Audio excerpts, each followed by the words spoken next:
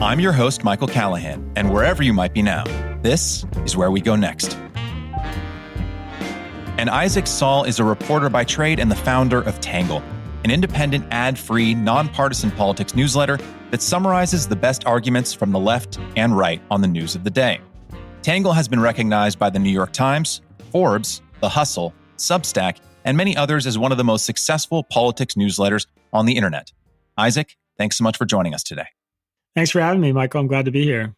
Well, I'm glad that we're both glad that you're here, Isaac, because I certainly am. And I do think your provided intro is a bit modest in describing Tangle, as it is also a 5 days a week podcast, an Instagram account that regularly posts helpful visual aids and infographics breaking down important news of the day, and a Twitter account. But regarding your newsletter, you just broke the 50,000 subscriber mark on your mailing list, an accomplishment you noted on a recent episode of the Tangle podcast. And that's a big deal. So I just wanted to acknowledge that first. Thank you so much. Yeah, I appreciate it. We're a little more than 3 years into this thing, and I like to think of it as a little bit of an experiment, I guess now a proven project, but it was a really cool milestone to hit and a really encouraging one because, when I started, I wasn't totally sure how many people would be interested in what I was trying to put together. So the sky's the limit now. I think the floor is in, which is really exciting, and it's a high floor, and I hope we get to 1 million sometime soon. And even more impressive, and have Shark Tank to thank for understanding these metrics, is that nearly 1 in 5 of your subscribers are paying members. And that is a fantastic conversion rate. But to get to kind of the impetus, the inciting incident for how you started Tangle, in that October 26th episode marking the milestone, you described Tangle as, quote, a news outlet that values diversity of opinion and debate and nuance and fairness, end quote. Your work has been featured in Time, Vox, New York Daily News, and been cited by the New York Times, Washington Post, and even WikiLeaks. This is all your work before Tangle. In 2016, Yahoo News named you one of 16 people whose writing shaped the 2016 election. You've said, quote, my work was getting published in a lot of different places, and I realized people trusted it not based on what I was saying, but based on where I was saying it, end quote. So I guess my first question for you, Isaac, relating it to how you started Tangle, when did you have that epiphany? And how did you come to decide that Tangle was the best path forward for you? Yeah, it's a great question. I think there are sort of 2 moments that I point to. One was when I first left the Huffington Post, which was my first job. I got the job as a 23-year-old fresh out of college. I'd applied to about 50 news outlets. And I like to tell people I went to work there not because I was a bleeding heart lib, even though the Huffington Post is definitely a left-wing, left-leaning media outlet, but because I applied to 50 other places and only one of them offered me a job, and getting a job in journalism was then very hard and is still really difficult today. And when I left the Huffington Post, I learned pretty quickly that wherever I published my writing after that, anybody who took 5 seconds to Google me would immediately peg me as a liberal because I had some stories published in the Huffington Post. And they would use that basically as a bludgeon to kind of hammer me over the head with and discredit any positions I took, especially positions that may have been critical of the Republican Party or a conservative politician or whatever it was, because then it was just a product of my bias and had nothing to do with my reporting or writing or opinion. And that was kind of like my first realization, okay, this might have been A, a mistake, and B, people are really, really siloed in the news space. And then obviously, I think a lot of people after the 2016 election, there was a lot of looking around and navel gazing in the media space, trying to figure out what was wrong. And there were so many narratives about why journalists and many reporters missed Donald Trump and didn't understand his rise. I am prideful about the fact that I actually thought Trump was going to win and said so pretty publicly leading up to the election. But to me, it was really that a lot of reporters were living in the echo chamber they had created. And a lot of Americans, both on the right and the left, were living in these echo chambers they had created for themselves. And pretty soon after the 2016 election, I had the concept of, a news outlet that was trusted evenly by people from across the political spectrum that was covering really controversial, difficult topics to talk about. And that was kind of the founding thing, was building something that was trusted by both people on the left and the right and in the center, and not just read by them, but interacted with in a way where they had a genuine respect and belief in what we were doing. And from that goal was the format of Tangle was kind of born, where we very explicitly feature opinions from the left and from the right and from the center. And we're really clear about what's opinion and what's fact and what's my opinion. And, it's worked. We have a really diverse readership and politically diverse readership. And among that readership, we see very even levels of trust and respect in what we're doing from people, regardless of who they vote for or what side of the political spectrum they're on, which I think is super, super unique in the space right now. Yeah, there's so much to use an overused word, unpack there. One of the things that I really admire about Tangle is the fact that you're very clear when something is opinion and something is fact. And I think that, and I want to kind of figure this out with you, I feel like that is something that is really infecting, or rather the opposite of what you're doing. The idea that you can't really figure out when someone's opinion is in a fact-based piece or how many facts are in an opinion-based piece. I can feel that at places like NPR, at the New York Times, at the Washington Post, places that, and I've said this before on the show, that I used to regularly read or listen to like daily. I used to listen to NPR every single day for hours a day. But now I get this feeling when I'm listening to it. I don't know if what I'm listening to are the facts or are the reporters, and I'm using that word a little lightly, reporters' opinion dressed up as facts, or if how much is being omitted. I feel the same way when I'm often reading a news story in the New York Times. I can feel the reporter's opinion pushing the direction of whatever the narrative is in that piece. And so I have my own theories here. But what do you think started to cause this in mainstream news reporting? And is it fixable at all outside of course, smaller organizations, upstarts like Tangle? Is this solvable at scale? And how did it start to happen? Well, I think, first of all, one thing that all media outlets suffer from on the left and the right is that they try and serve their readers or their viewers what they want. One of the really fundamental challenges of running a media company is that you have to make money. It's a business. And when the business rubs up against the facts, there's a lot of tension there sometimes, That is, how is a headline framed? What does a headline look like? What kind of words are used to get people to click into the article? Because the more people who click in, the more ad revenue and subscribers that article generates. It's about language choices made by editors that they know will or will not upset their readership and maybe cause a bunch of people to unsubscribe or a bunch of people to come out with the pitchforks for something that they've published. All of those things are really big challenges that I think the media world faces. And I think one of the things that's happened in the last 10 or 20 years is outlets like the New York Times have started to be read predominantly by people of a certain political affiliation, which is typically center left and to the left of that.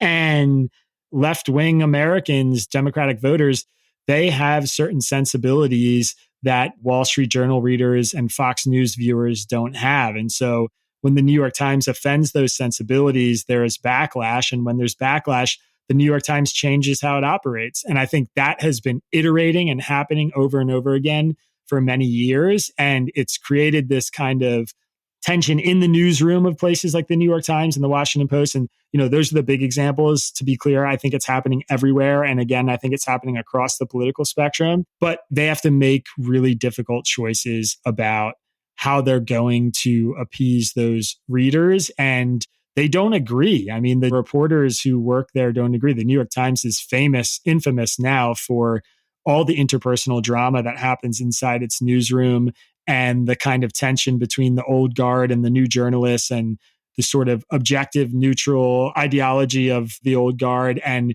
the sort of new journalism that's coming up that has an emphasis on subjectivity and lived experiences and their version of truth. And there's a lot of tension there. So, I think it's a really complex thing. And I think there's a lot of forces that are pushing it there. I think it's the economics of the industry. It's how journalists are being trained in college. It's the increased representation we're seeing in newsrooms and the tension that creates. And some of that, to be clear, is really healthy. Obviously, I think it's really good. I think sort of sorting out how that is going to come out in the news is a positive thing. But right now, there's kind of this reckoning happening where I think a lot of readers are bailing on the news they don't like and running towards the news they do like. And that is, again, ties back to sort of the issue that I'm trying to address with Tangle is a lot of people are gravitating towards the things that support their preconceived notions about the world and make them feel comfortable in their worldviews and not challenge them. And that's a really big, I think, scary issue that the country's going through right now. But yeah, there are a lot of things at play.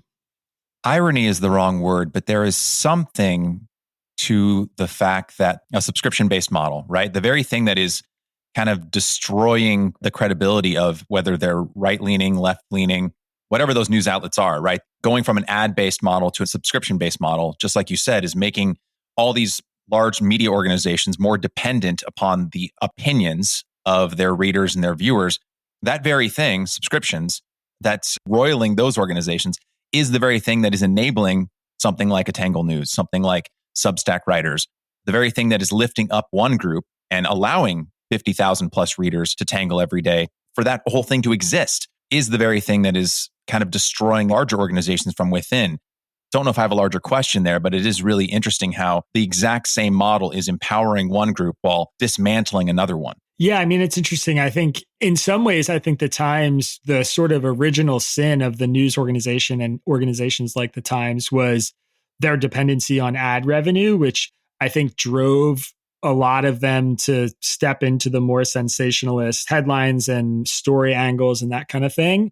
But you're right that, the Times led the subscription drive, and now those subscribers have a huge amount of input on the content because they can sort of, vote with their feet, as we say. They can unsubscribe if they want and walk away. And when hundreds or thousands of them do that in unison, it's a pretty scary thing for a newsroom.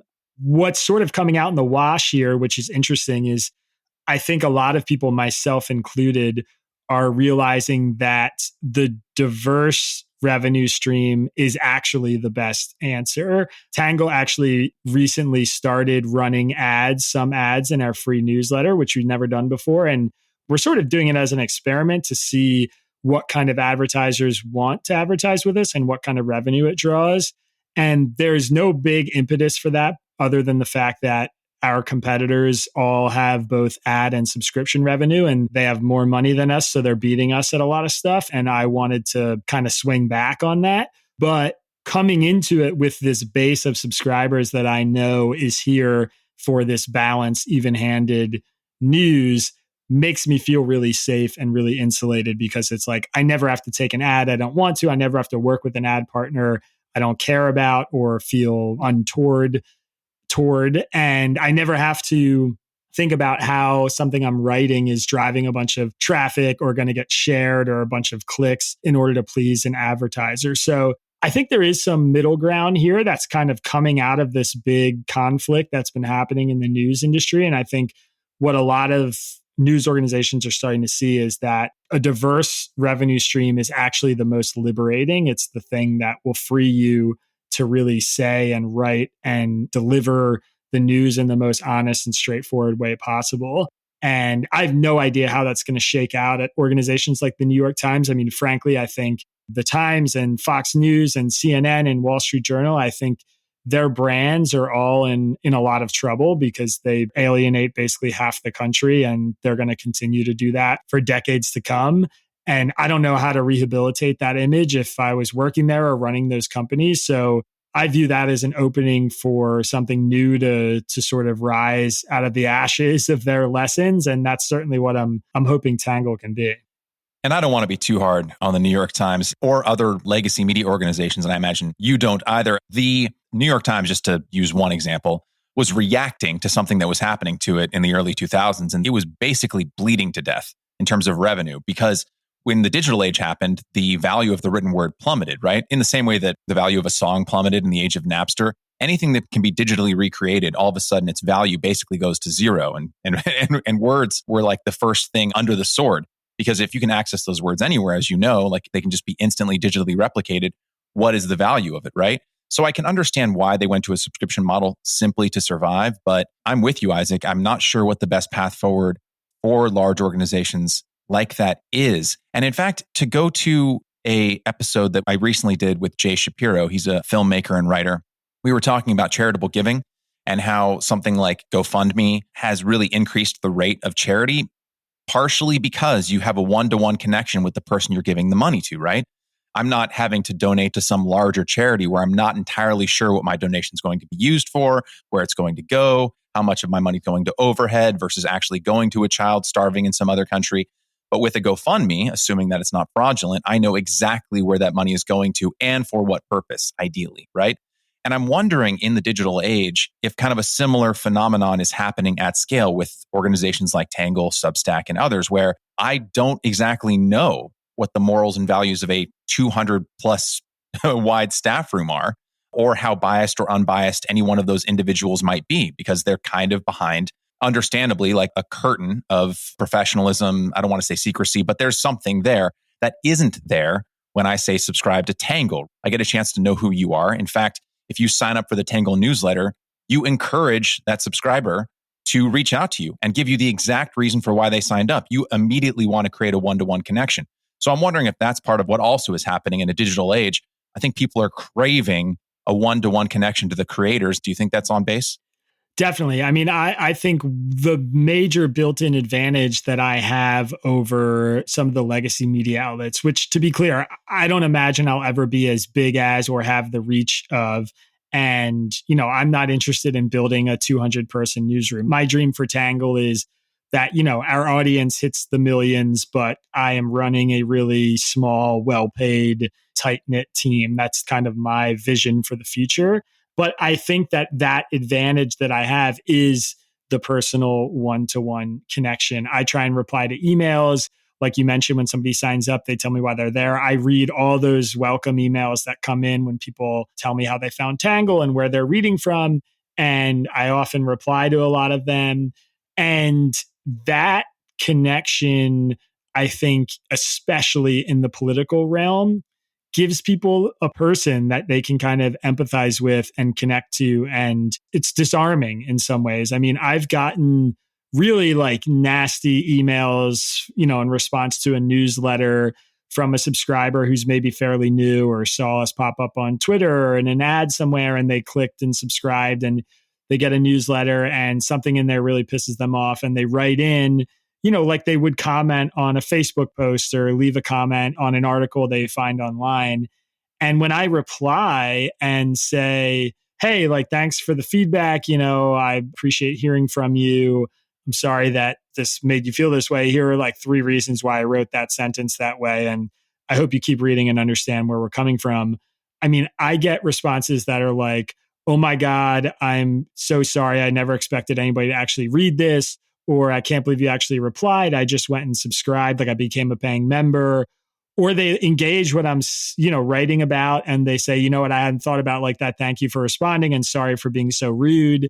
I mean, that interaction happens every day, and I think that's a really big advantage that I have. I mean, I've spoken to a lot of other newsletter creators and YouTubers and stuff who have said to me that they think it's insane that I try and reply to emails that come into the newsletter, and that it's like a total waste of time. And I actually think it's both a really good decision in terms of the humanity of the news and making people kind of empathize with folks they might disagree with. But I also think it's a really good business decision. I think it pushes people into feeling a really strong connection to the product.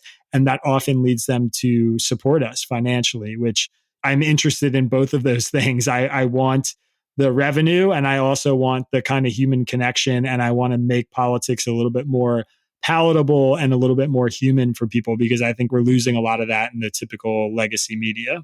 Yeah, I totally agree. And what you're talking about, how when someone sends an email, fires off a missive where, they curse you out or rant at you or say, attack your opinions, and then you reply, and all of a sudden that demeanor completely changes. I've heard this story almost verbatim, like a dozen times from people who have large followings on Twitter or Instagram, where they'll get just some, crazy, racist, sexist, bigoted, Twitter message. And then they'll just reply and be like, hey, your words hurt me, or why do you feel that way? And then almost instantly, it'll change exactly as you described. Oh my God, I never thought you'd reply. I didn't really mean it. I was just angry. I kind of think of it as the car in traffic phenomenon. Like, we depersonalize people when we can't see them. You're not cursing at a person, you're cursing at a car. And I think we just need to remember that there's a person inside the car. And I think we can, in the digital landscape, really forget we're not cursing in an avatar. There's a red-blooded person behind that avatar who you're talking to. I guess it's heartening to know that in your experience, when you make a one-to-one connection with someone, that changes quickly. Yeah, no, definitely. To me, that's a really big function of why a lot of the independent creators are thriving right now. And I think it also is reflective of the frustration with the other media outlets. People who have for a long time been consuming that news and feeling helpless to correct it or to get its attention or to push back on it are so used to commenting and throwing something out in the ether and just screaming into the void. To actually get a response in that way, it's a really powerful thing. This is slightly off topic to the next question, but I want to ask it to you. What's your advice for young journalists and political writers, maybe fresh out of college or a couple of years out of college, who want to do the kind of writing that you aspire to do, that you do, but have to make ends meet, have to work for the Huffington Post, have to work for Fox, have to work for New York Times, have to work for NPR in order to pay their bills? What advice do you have for them and for people coming out of college who have a passion for journalism?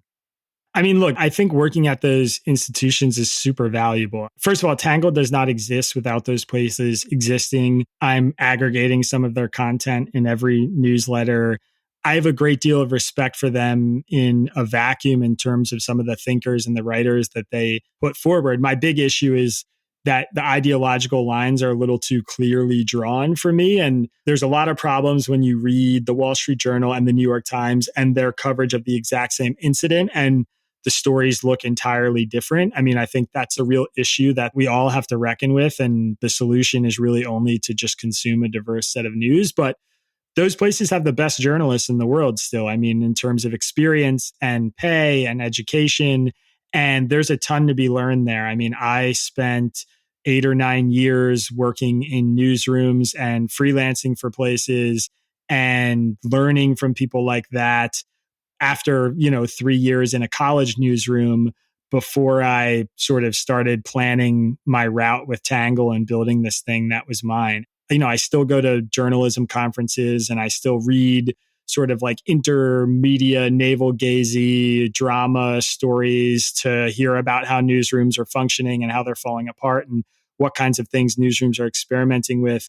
All of that stuff I think is really good experience. So my advice is if you want to make it in the media world, it's really hard to get a job and you should take opportunities when you get them and use them as, jumping off points for other gigs. And I think that's totally fine. And the independent creator route's not easy. I know a lot of people who've tried it and bailed on it because it's too much work without the kind of institutional support you get from a lot of these other news organizations. I happen to really love it and really like working for myself, but I don't think that's going to be true of everyone. So there are a lot of pros to the kind of traditional newsroom route. And I think once you're in newsrooms like that, it's just really important to be a fresh set of eyes and to be willing to challenge the kind of status quo of how things work and what kind of ideas are accepted. I think that's a really good thing to do as a young reporter. I think it'll earn you respect in most newsrooms.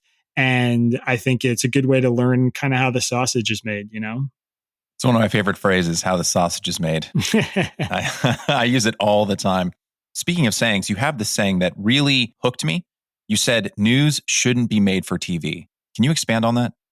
Yeah, I tell people a lot. Definitely, that is one of my go-to expressions is that you should watch your sports and read about your news. When news is being tailored to become entertainment, I think it ceases to become news. If the goal is to keep people engaged in the content that you're creating, I think that's totally okay.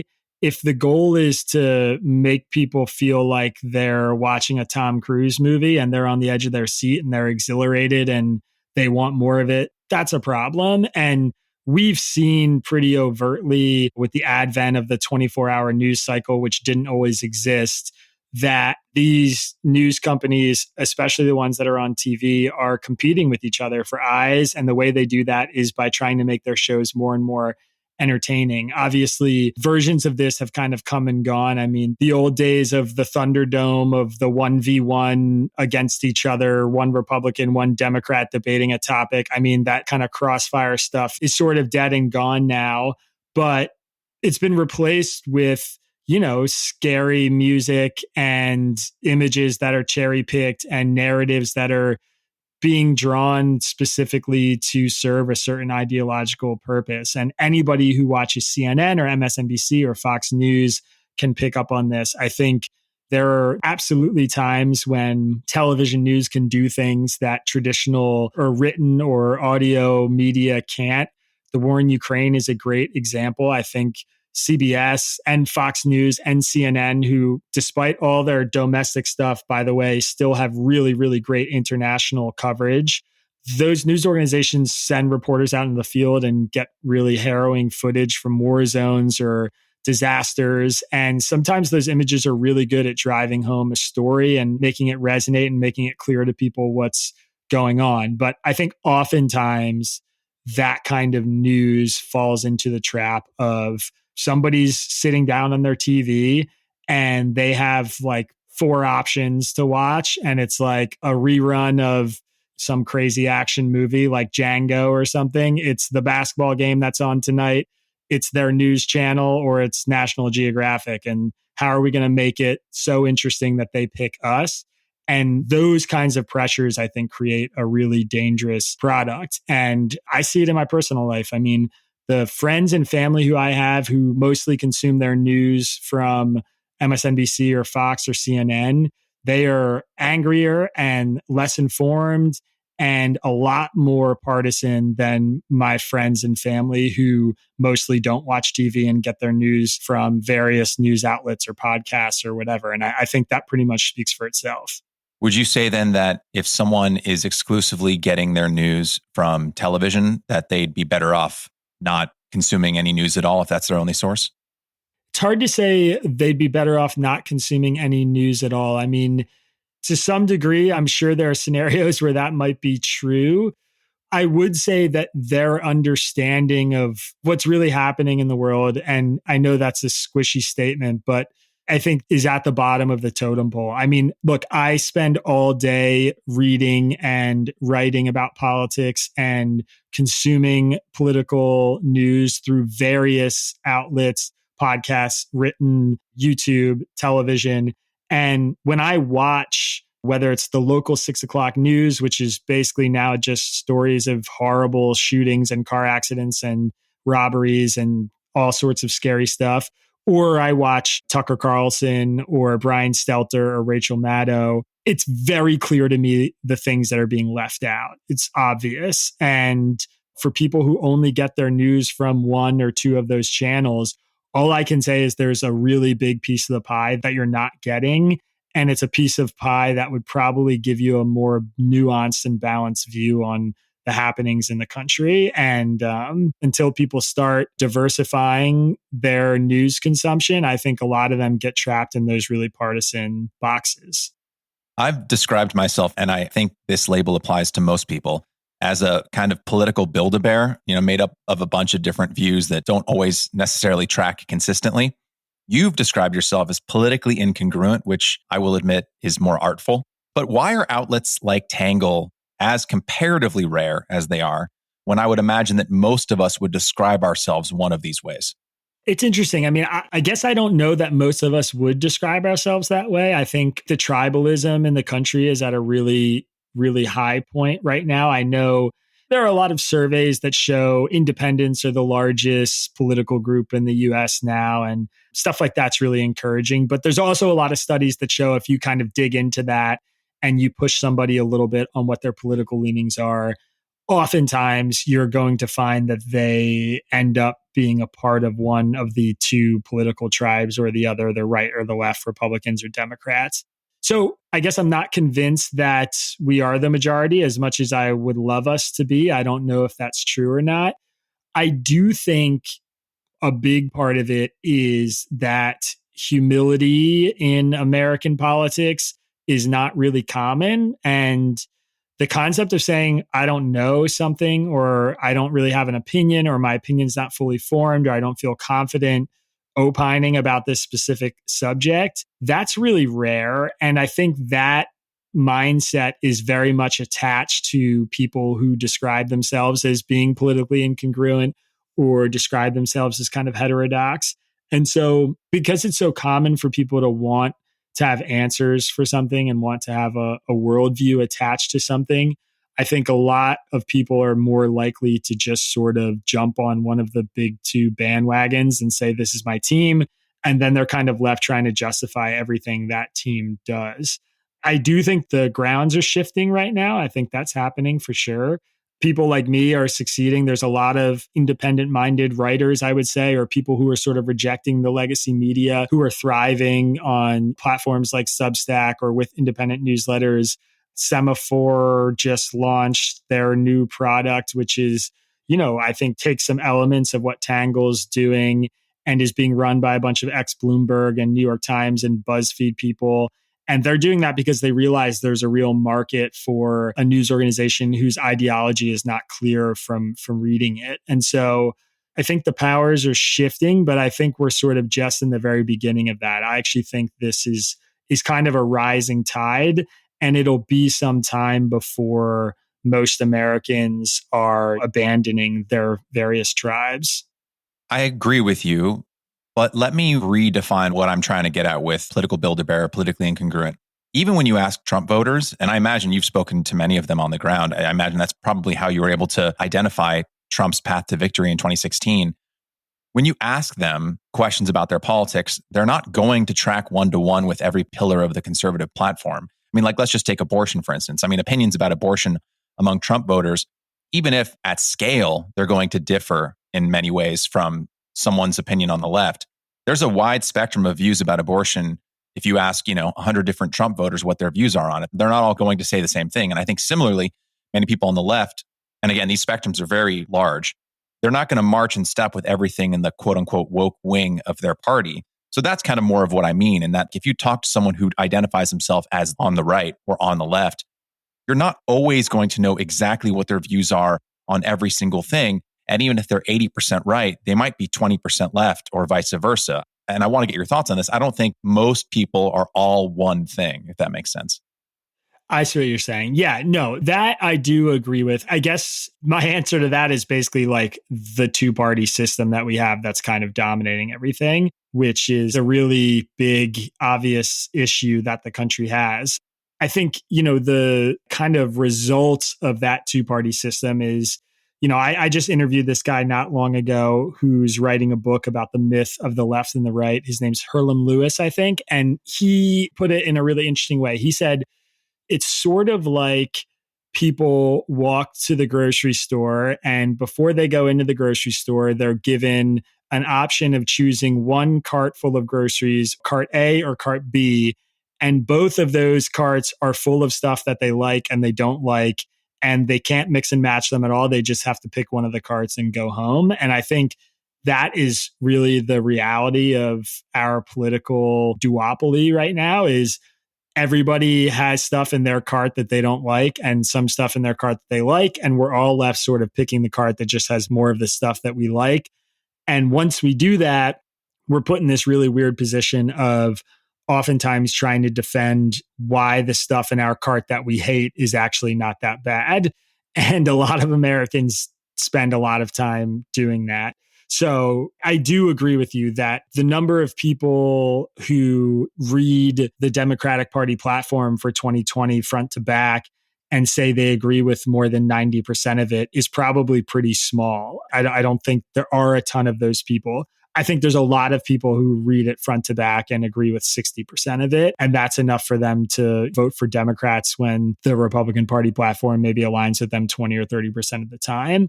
And that's definitely, when I talk about being politically incongruent, I'm really just trying to reject the premise that I have to be on one side or the other. I mean, people ask me all the time when they first sign up, so, what's the deal? Do you vote for Democrats or Republicans? And I just say, what state am I voting in? What year is it? What's the election? Who's on the ballot? It's impossible for me to answer that question. And people ask me, are you left or right? And I say, I don't know. Ask me how I feel about an issue. My feelings on minimum wage increases are sometimes aligned with the left, and my feelings on religious freedom are often aligned with the right. So I'm not really sure how you want me to define myself. And that too, I think, is a really effective way to discuss politics that maybe can help push the country in a more productive direction in terms of understanding each other. I completely agree. And I feel like a lot of people, when they ask that question, who do you vote for? How do you self identify? They really just want to be able to put you in a bucket of either good or bad people. That's really what it is. Back when I was on a dating app earlier this year, I listed myself as moderate, not for any kind of agenda based reason, but I got probably half a dozen messages. They would match with me. So I guess they were interested. But then they would ask, first thing on the top, hey, so I noticed you listed yourself as moderate. What exactly do you mean by that? And my response would always be, I just don't think you should be able to predict what my stance on abortion is because you know what my stance on gun rights is. And I feel like we're kind of just locked in. And Isaac, you and I could talk about the many perils of a two-party system probably for 3 hours. So I don't want to linger here for too long. But I definitely think that it is a huge problem. And it's almost like the two-party system problem is feeding into the problem with news coverage. And they're almost like it's trapped in this anti-virtuous cycle of creating this false dichotomy that doesn't really exist. Yeah, to me, that's very apparent. You read about a certain event in the news, and then that event must be defined in terms of what it says about the national political parties. And when that happens, it's a really ineffective way to talk about politics, first of all. And second of all, it sort of forces people into their kind of knee-jerk emotional tribal reaction about which side they're on and who they're going to align themselves with. A great example I heard recently was George W. Bush decided to invade Iraq, and he was described as sort of lurching the party to the right. And then when Donald Trump decided to pull all the troops out of the Middle East, he was described as lurching the party to the right. And it's like, okay, well, like, what is the right then? The point in both instances was to sort of make these candidates seem like they were super hyper scary type Republican. And that was sort of how it was defined in the news. But there's like no ideological core there that they're actually moving in concert with. And I mean, that's a really effective way, I think, to describe the problem is if you are looking to define everything in these sort of Republican versus Democrat, that kind of duopoly, then you inevitably start ascribing what you want or what you think being far right or far left means. And there's no clean way to talk about that stuff in broad strokes. I mean, the Republican Party of today is not like the Republican Party of 20 years ago or 50 years ago or 100 years ago. And the same goes for Democrats. And it's much more productive to just state what it actually is. Donald Trump decided he wants the US to have less involvement in wars overseas. And that's a much more accurate way to describe what's going on than saying he's pushing the party to the right. Yes.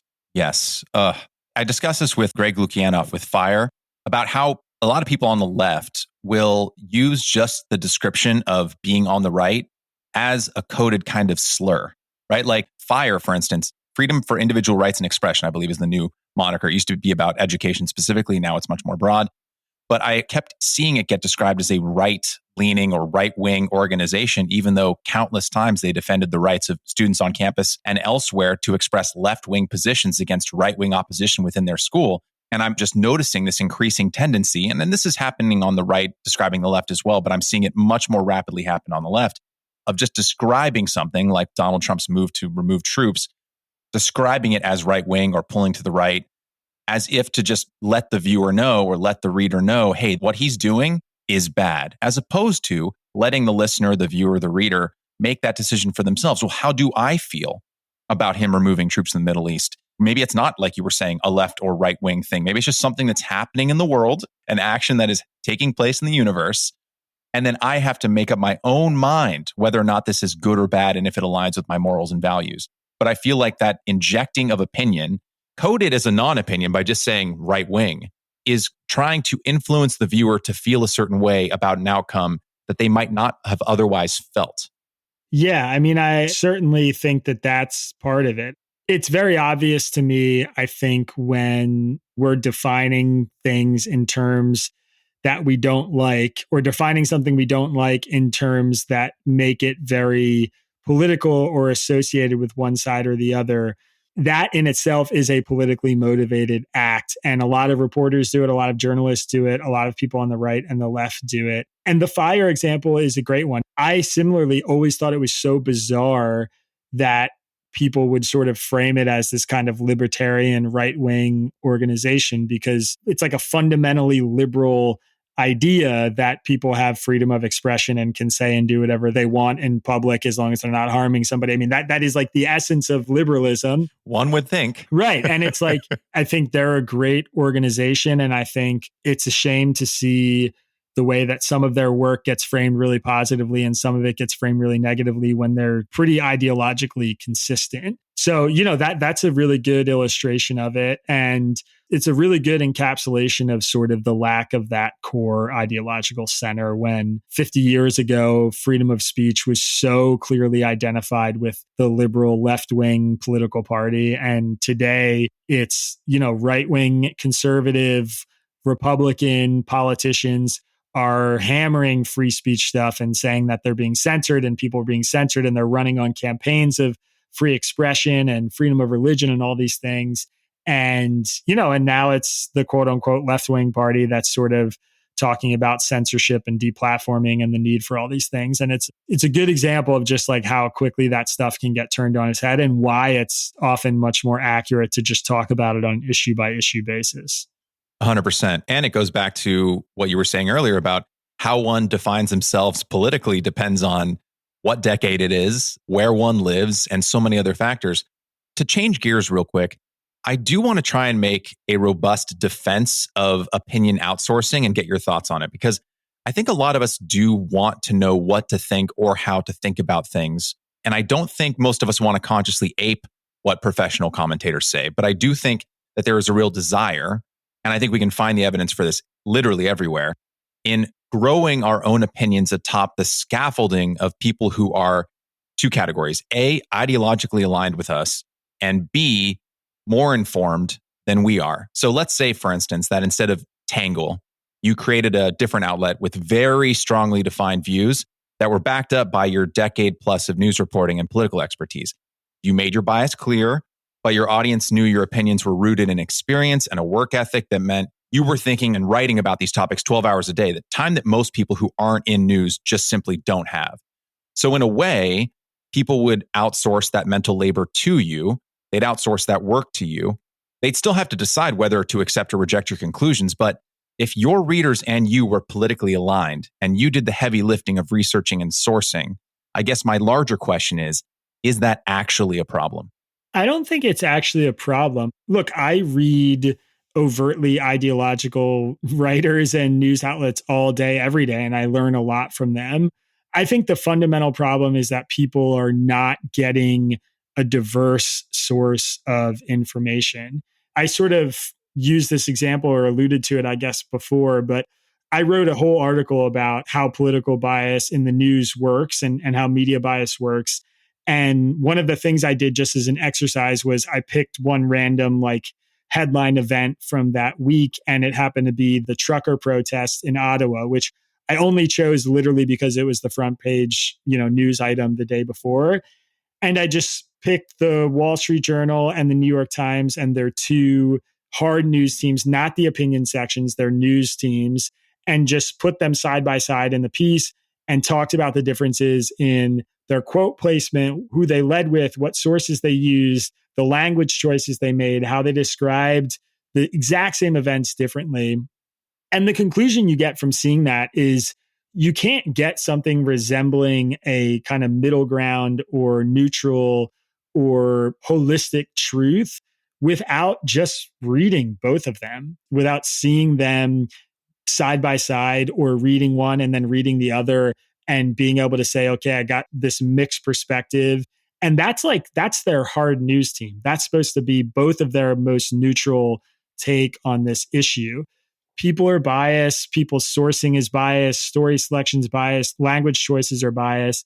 So when you talk about, an understanding between a reader and an opinion writer, that I'm going to this person for this specific take and this person is giving me this specific take, I think that's great. For me, it can be intellectually riveting to see some conservative writers try and defend something Donald Trump did that they very clearly would have hated 2 years ago. I mean, watching people twist themselves up in knots like that can be fascinating and illuminating for different reasons. And oftentimes, when you go to those people consistently and they write about something that you disagree with, or if they take a stance that you disagree with, then you have this built in trust with them. I agree with this person on 85% of everything they write. I've been reading them because they're a conservative columnist.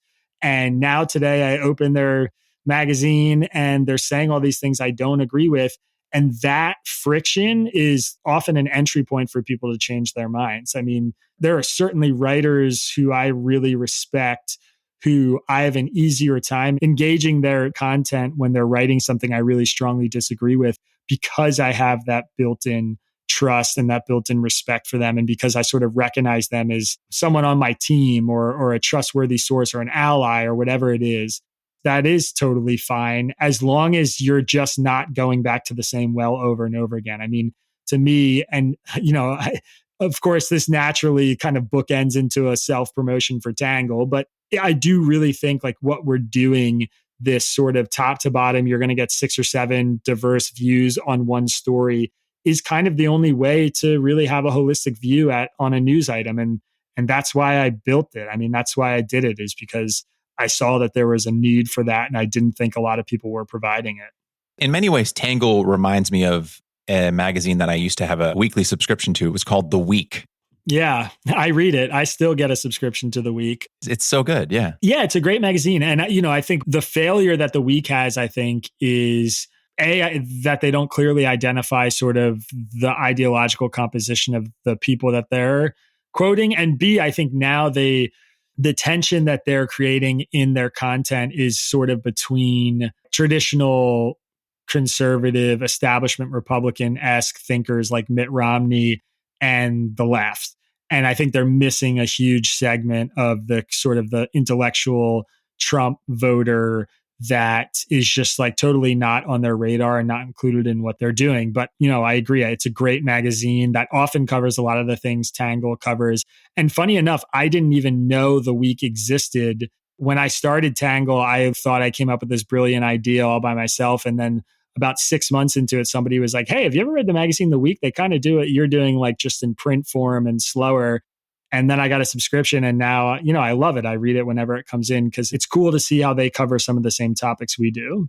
And something you just said now about how they're leaving a large group of opinions and views out, which is troubling, right? I wish that people in general, whether they're at The Week or anywhere around the United States, could understand that from a first principles perspective, it's important to hear what a Trump voter thinks for the very same reason it's important to have religious or ethnic or racial minority representation within a newsroom, in that you don't want people who aren't part of that group just assuming what that group is thinking and then ascribing beliefs to that group that might not even be accurate. Whether you agree with the person's view or a group's view or not, it's important to hear it from that group, because then otherwise you won't know if you're being accurate or not. And it oftentimes feels that the same, not to go on too large of a tangent, because I do want to get to a couple more questions with you, Isaac, but it's part of the same problem. And a lot of times people who rightly champion diversity and representation in something like a newsroom won't understand that from a first principles perspective, that's the very reason it's important to have reporters who don't come from a college or upper to upper middle class background, reporters who are from a conservative background in your newsroom. Those kinds of representation are equally important for the same reason having racial, ethnic, and religious representation in a newsroom is important as well. And it just seems like this huge blind spot that should be holistic, but it's not. 2 of my favorite exercises that I do with friends or family or anybody who we get into it really deep, chopping it up about politics. I love to ask people, first of all, if it's a conservative voter, can you actually tell me what liberals think about immigration? What do you think your average liberal, my mom's sitting right here, she's a lifelong Democratic voter. What do you think my mom thinks about immigration, her position on immigration is? And the incredible degree to which people don't actually know what they think the opposition to them believes is pretty startling. I mean, the response to that, if you're talking to a very dialed in conservative, is oh, they want open borders and they want to make all 12 million undocumented immigrants in the US legal, and they don't care that, people are streaming over the border. And it's like, oh, well, no, actually, a lot of Democrats don't feel that way. Like, Democrats tend to actually want border security. They also want humanitarian operations happening on the border and these sorts of things. And they think people should be deported if they have criminal records and all this stuff. I mean, there's tons and tons of polling to reflect that. But it's this view that they've created about the other side. I mean, there's really interesting studies where you can ask Democrats what percentage of Republicans they think make over $200,000 a year. And the average answer most Democrats give is like 50% or something. And the real answer is 2%. And you can ask Republicans what percentage of registered Democrats they think are Black, and they will say something like 35%. And the real answer is something like 10%. It's amazing, even aside from the political views, just the very fundamental basic things of who is who that we don't understand about each other. And then the other question I always ask is, when was the last time you changed your mind about a big political issue, which tends to stop a lot of people in their tracks. I mean, my position is you can be the smartest person in the world, but if you haven't changed your mind about something based on new information you got at any point in the last couple of years, then you're either not consuming any news that challenges you, which is a really big issue, or you're really arrogant and you actually don't have like any intellectual humility, because sorry, there's just no way. If you met somebody who told you they were right about every political issue, you'd laugh in their face because it sounds absurd, because it is absurd. But if you haven't changed your mind about anything in the last year or two that's related to politics, then you are that person. You're somebody who thinks they're right about everything, which should be cause for some self-reflection. Yeah. Yeah, I wholeheartedly agree. And speaking of having opinions and forming opinions, you said earlier in our conversation, Tangle isn't free from opinions. It's not just a newsletter or a website where it gathers other people's opinions and then just lets you make up your own mind.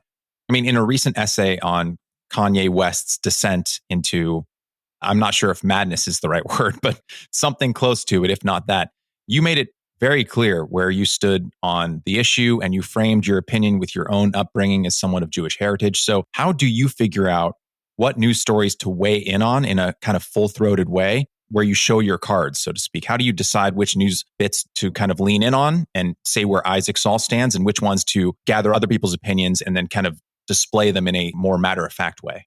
Yeah, I mean, it's a good question. So I obviously, in the daily newsletter for anybody who reads it Monday through Thursday, I have a section that's labeled My Take, that is very clearly the space where I get to voice my own opinion about stuff. And I often don't take a super strong position. I would say, maybe 20 or 25% of those newsletters, I feel so strongly and so convinced that one argument is better than the other that I will come out pretty strongly in it. And then we have these Friday editions that are paywalled, which is just a huge range of content. Some of it's like really hard reporting that's sort of fleshed out, maybe closer to investigative journalism. Some of it's just transcripts of interviews. And some of it, like that Kanye piece, are personal opinion pieces that I write. That's just, my view and description and framing of a story. And it's just meant to be a longer, fleshed out version of my take. I try and pick my spots when I feel like I can add something to the discourse that a lot of people aren't talking about, or that I'm not seeing offered anywhere else. I mean, any given topic I'm writing about, I'm going to read 25, 30 opinion pieces related to it. I'm going to read dozens of news articles. I'm going to listen to a podcast or two. I'm going to check out some YouTube channels. I'm going to watch Tucker Carlson, to see what they're talking about in these various corners of the media space. And by the time that's done, there's usually not like a big original thought that I have to offer. It's more sort of refereeing or calling out inconsistencies that I think are there, or saying like, I find this argument really compelling, and so this is sort of where I'm landing on this issue. But then there are times when I do that exercise and I'm just like, is everybody going insane? Why aren't we talking about this? How come this position isn't being represented? How can nobody be seeing this element of the story? And that's usually when I come out really strong, either in my take or I decide to write my own piece that's sort of dedicated to this. And, the tangible example that you brought up with the Kanye West story is that there was all this stuff going around about him being anti-Semitic and making these kind of anti-Jew comments about the Jewish media controlling his wife and destroying his reputation and all this stuff. And the thing that I wasn't seeing anybody talk about was that Jews are actually overrepresented in the media. I'm a Jewish reporter. I know a lot of Jewish reporters that, anybody who has worked in a professional newsroom would probably say that they had, a Jewish editor or whatever. And there are lots of really uninteresting reasons for that. I think it's sort of the cultural social network thing that is the result of all the reasons that certain ethnicities and groups and people of certain financial standing go into certain professions. And society is basically just a grouping of a bunch of little cliques. And I think Jews tend to have a proclivity for reading and writing and English and the arts. And so a lot of them go into quote unquote media professions. And that was sort of what I said. I said, like, we can name this and say that this thing is real and also point out that what Kanye West is suggesting is still insane, that Jews aren't controlling his wife, the media isn't after him, Jews don't agree amongst themselves on basically anything. We're constantly fighting all the time. And we can acknowledge that, yeah, there are a lot of Jewish reporters and Jewish media executives, and also say that just because that's true doesn't mean all of them have the same goal or the same worldview or want the same outcomes. The analogy I used was like, it's like observing that there's a lot of black players in the NBA and then talking about them as if they're all on the same team and play the same position and are the same people. It's like, no, yeah, this thing's real. The NBA is predominantly black, and they're also all individuals who play for different teams and have different skills and different talents and are different individuals and different people. And that just felt like nobody was saying that. They was like totally lost in the conversation. So that was sort of the thrust of my piece, was it's okay to concede Kanye's right. There are a lot of Jews in the media, and then also explain why what he was suggesting is totally nonsensical. And that kind of drove me out of the cave and made me write a really long 4,000 word piece. That was basically my take on the issue. Yeah, it's a truly excellent piece. I'm going to link it in the show notes for anyone who's interested in reading it, and I highly recommend you do. Before we get to our final question, in that essay about West, you actually quote Mary Doria Russell, who said, quote, "The Jewish sages also tell us that God dances when his children defeat him in argument, when they stand on their feet and use their minds," end quote. I could see how this sort of cultural upbringing could directly affect how you view something like politics. I mean, if you can and should argue with God's opinion, I imagine that taking some political pundit's word as gospel seems almost like a kind of heresy. Did you find that your personal background influenced and affected how you approach the news and even potentially led to something like Tangle? It's interesting. I mean, first of all, I think yes, and probably in a lot of ways that I don't totally fully grasp or understand yet. I mean, I'm sure when I look back on stuff, I'll see more and more connections to that as I get older. My really formative experience that ties directly to that is that I spent 6 months in a yeshiva after college. I basically got an offer from a campus rabbi to go to what's called a Balt Shuva yeshiva, which is, a yeshiva is a religious Jewish school where basically all you do all day is religious learning and practice and prayer.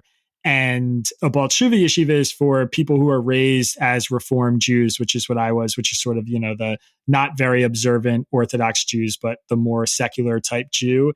And the 6 months that I had there were exhilarating, extremely intellectually stimulating and challenging. And I was totally a fish out of water, and I was pushed out of my comfort zone.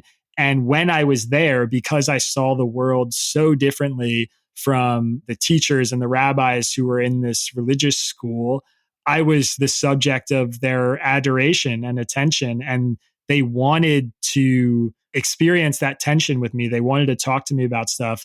They wanted to argue with me about my worldview. They wanted to challenge me on my worldview. And that kind of ethos and that Maria Doria Russell quote, that ethos is very much, in my opinion, present in Judaism. You're supposed to be skeptical of even the word of God. You're supposed to challenge these things and question them and engage them. And even in this really, really religious setting, that was encouraged. I was told to do that. I was told to ask questions. I was told to not just accept something if I didn't want to. I mean, the example I often talk about in that experience was that I didn't wear a yarmulke in the yeshiva for the first 4 months I was there or so. And when you're in a yeshiva and you're not wearing a yarmulke, you get a lot of weird looks. People don't really understand it. And my simple answer when people would ask me was just, I don't totally know why I'm supposed to wear it yet. And I haven't really bought in on it yet. And there were students who I was there with who, were on the same 6-month program I was on, who put it on the first day. And I could ask them, why are you wearing a yarmulke? And they couldn't really give me the explanation for it. And I wasn't ostracized for that. That attitude was really fostered and it was appreciated by the religious teachers who were there, which I do think is an interesting and really cool and frankly rewarding part of the Jewish culture. And so, as it ties into the Kanye piece, that was sort of I was kind of making light of it too, that again, talking about Jews as a monolith is just it's hilarious to most Jews who are, embedded in some kind of Jewish community or culture, because we are so infamous for having all these disagreements with each other and arguing about every little thing. And even in the most religious schools and settings in the world, in Israel and yeshivas in Israel, rabbis are arguing with each other nonstop about the meaning of scripture, and one word and one vowel. And so that we all agree on our worldview and want to have some sort of outcome for Kanye West is just a really kind of funny, absurd thing. Yes, totally agree. I mean, as someone who lives in Los Angeles and works in the entertainment industry, yeah. I know quite a few Jews, and some of them are my close friends. And just one thing I would say to yes and you, Isaac, is to anyone out there who thinks that they really have a group, whatever that group might be, religious, ethnic, racial, political, whatever, if you really feel like you have them pegged, like you really feel like you know them well, my encouragement would just be to meet more of them, because you're probably wrong. But I feel like that's saying, to kind of crib something from that story you just told, Isaac, I think that question, why are you wearing the yarmulke, just writ large, there's so much wisdom there, right? Because the yarmulke could be metaphorical, right? Like, why do you have the opinions you have? Why do you think the things that you think? Is it because someone else told you to think that? Is it because it's part of your political tribe, et cetera? I think just like taking that moment to step back and figure out, why am I wearing this thing? Why am I holding it so tightly? Is it because I truly believe in it? Is it because I've done all my research? Is it because I've thought long and hard about it? Or am I just wearing it because someone handed it to me when I walked in the building? And that's why. I think there's a lot of wisdom in that. Yeah, no, I appreciate you saying that. Thankfully, I think there's a lot more people in the world who are kind of viewing things in those terms these days, which I think is a really good and healthy thing. And I'm proud of myself for kind of taking that position at the age I was and in the environment I was in, because there was definitely a lot of social pressure to not do that. Yeah. No, I can only imagine the social pressure was considerable. I've really enjoyed this conversation, Isaac, and I think the work that you and your team are doing with Tangle is of vital importance, not to pump up your ego too much. I've spoken about this final question quite a bit on the show, whether it's with author and journalist Amanda Ripley or John Wood Jr. and Monica Guzman from Braver Angels, this ramping phenomenon of political division and extremism and how to potentially solve it. And there's a bunch of different prescriptions, right? You describe Bucks County, Pennsylvania, where you grew up as, quote, one of the most politically divided places in the United States, end quote. And so I guess my question to you is, Isaac, and it's a big one. I imagine you're familiar with Robert Putnam's Bowling Alone. Yeah, I've heard of it. Yes, I've actually never read it or watched it. I don't know if it's a movie or a book. It's a book. Yeah. The reason it's called Bowling Alone is it chronicles how after World War II, in the late 1940s and into the 1950s and 1960s, bowling alleys became incredibly popular around the United States. And so they flourished. They popped up everywhere. Hundreds, thousands of bowling alleys, one in almost every single town. And what the bowling alley represented was a place like a church or like a social group or a fraternal organization or a book club, but these larger organizations where people within a town, neighbors, could get to know one another outside of work and outside of home and just mingle and interact with one another. And Bowling Alone was talking about how those places over the last few decades have just simply disappeared. And so we as Americans really, outside of maybe social clubs that we start ourselves or little cliques we might have, don't have many opportunities to get to know one another in person outside of work, where you're probably not going to get too personal, lest HR rain down on you, or home, people you are intimately connected with, you're dating, your family, your close friends, right? And how this is affecting the very fabric of American life because we're knowing each other less and less. And when we don't know each other, we begin to make larger and larger assumptions, whether that be about groups or otherwise, our very neighbors. So I guess my question is, right? Is there a way to bridge the work of a Tangle in the digital space with the problem of Bucks County, Pennsylvania, which is the physical realm, right? Like, can we solve the problem of bowling alone, which is the disintegration of physical companionship and commonality and communion in person with one another with digital solutions? Is it possible to bridge that digital physical divide to start to bring people back together? I'm glad you brought this up. I'm remembering now that I think I read a review of Bowling Alone, which resonated with me about the way it explores the kind of lack of community and the result of that lack of community on the country. And when community becomes, your political affiliation, the kind of dangers of that, which I think is a really profound thing to explore. And yeah, I'm going to have to add that to my book list to come.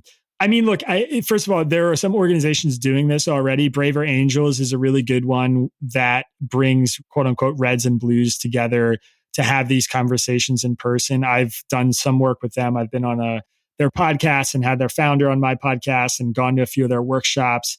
I think it's a really interesting idea. It is a big question. And it is really hard. I mean, my personal perspective is that there basically has to be a kind of grassroots movement for this. And the reason I say that is because I don't think any single leader at this point in this moment could convince their followers or disciples or whatever you want to call them to truly engage the other side in an honest way. I mean, you imagine what does it look like to sort of bring something like Tangle into the physical space? And what would happen if Donald Trump came out tomorrow and said, all my followers, if you love me, you should take out your Clinton loving neighbor for a beer and talk to them about politics. I think we're so far gone past that like he's lost control of the train and that wouldn't work. People would think, the Illuminati got to him and he was a sellout. I mean, that would be the response. And the same is true, if Barack Obama did that, who's arguably the most popular politician on the left right now, people would think that he wasn't taking the threat of Trump seriously enough and they would all dismiss him. And so as corny as it sounds, I think it really can only start with sort of these individual acts of generosity and open-mindedness to people. I mean, I get a lot of questions from readers who are like, I have this big tension with my uncle who's a diehard Trumper and I don't know how to talk to him. And I'm like, just grab a 6-pack of beer and go over to his house and sit down and chat with him and ask him why he feels the way he does about certain things and what experiences he's had that made him feel that way and, open the door for some understanding. I really, really think that it can only be brought into the physical space and something like Tangle can only succeed in the physical space if there's a really strong grassroots sort of bottom up ideological spread of this concept that we should be doing that we should be sharing space with people we really disagree with.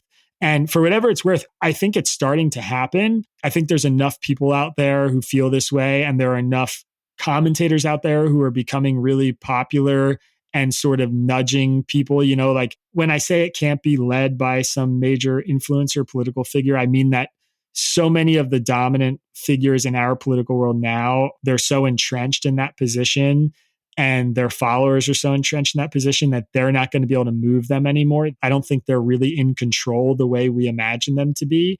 But what is happening is a lot of people like me who are more popular and much bigger than I am are building followings that are based and founded on this idea that we should be bringing stuff like this into the physical world. And as those people get more popular, I think more people are going to actually act on it. And I think that change will come. So I'm optimistic about it long term, but I'm pessimistic about there being any kind of, light we can switch on or off, if that makes sense. It makes absolute sense. And to yes and you about that part of inviting your uncle out for a 6-pack, I would just say, don't go into that conversation with your uncle looking to prove him wrong from the jump. And I imagine you probably would echo that sentiment, Isaac. It's just important to listen to how your uncle or aunt or mom or dad or anyone with a different political point of view from you, how they actually think and feel without looking to start an argument. And I think that's something that people really need to kind of resist doing because we're kind of almost addicted to it. I highly recommend anyone listening to this subscribe to Tangle. It's free to sign up and it will help you grow your perspective and potentially even change your mind. And at the very least, it will give you better insight into how your conservative or liberal uncle might actually think rather than how you assume they might think. So Isaac, thank you so much for the work that you do. Thank you for your time out of your busy schedule today. I really enjoyed this conversation. Thanks, Michael. Yeah, I really appreciate it. And I appreciate you pointing your listeners to our work. I hope many of them take the jump because I have a feeling they would like what they find. I do too.